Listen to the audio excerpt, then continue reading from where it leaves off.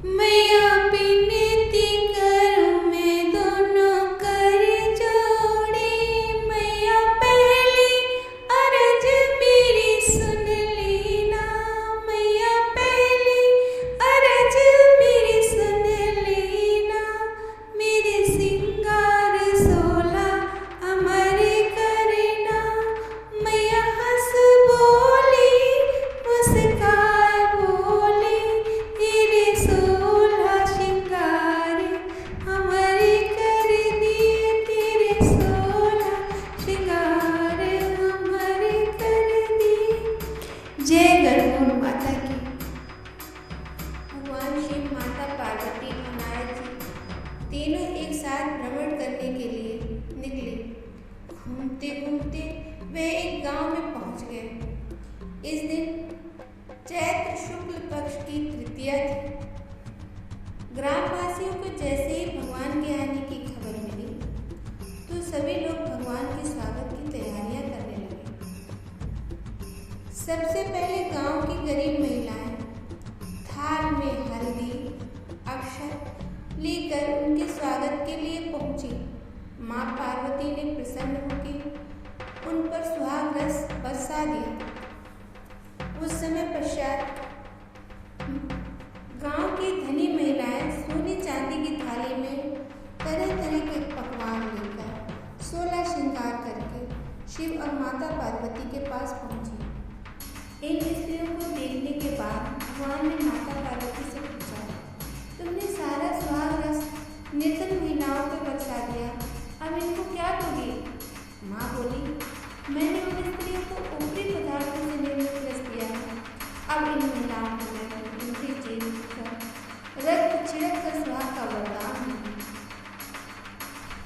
माता पार्वती ने महिलाओं को आशीर्वाद दिया कि जो वो वस्त्र आभूषण बाहरी मोह माया को छोड़कर पति की सेवा तन मन और धन से करें, उन्हें अखंड सौभाग्य की प्राप्ति हुई।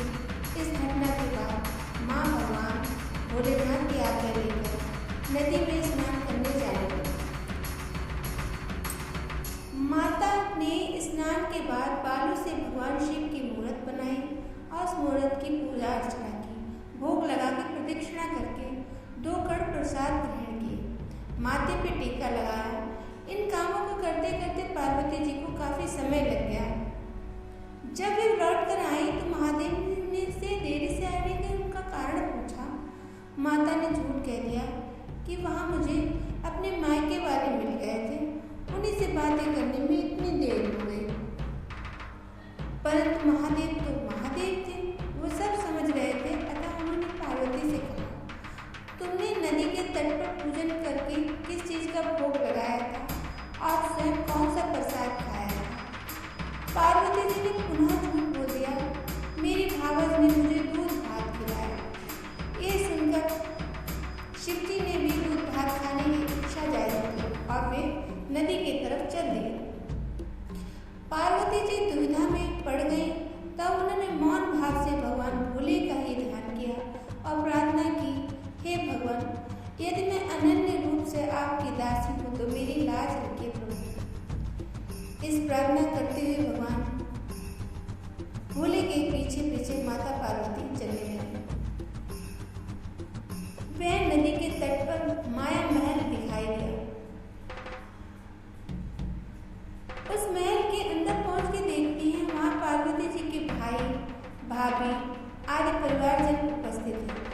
उन्होंने गौरी तथा शंकर का स्वागत किया। वे 2 दिन तक वहां रहे।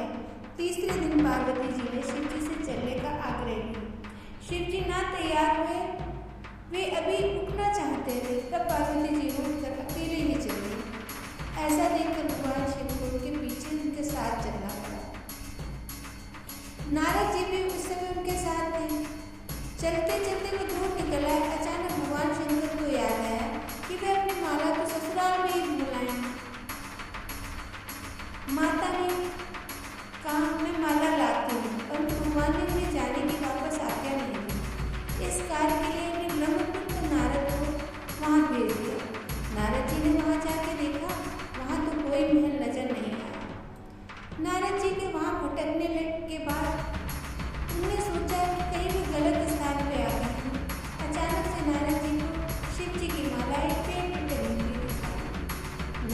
ने माला उतार के शिव के पास पहुंचकर सारा हाल बताया। शिव जी ने कहा, नारद, ये तो सब पार्वती जी की ही लीला है। तब नारद जी ने सिर झुकाकर माता से कहा, माता, आप पतिव्रताओं में सर्वश्रेष्ठ हैं। ये सब आपके पतिव्रत का ही प्रभाव है। ये संसार की समस्त स्त्रियां आपका नाम स्मरण मात्र से अपने सौभाग्य को अटल प्राप्त करती हैं। समस्त सिद्धियां को बनाकर तथा मिटा सकती हैं। आपकी भावना तथा चमत्कारपूर्ण शक्ति को देख के मुझे बहुत ही प्रसन्नता हुई।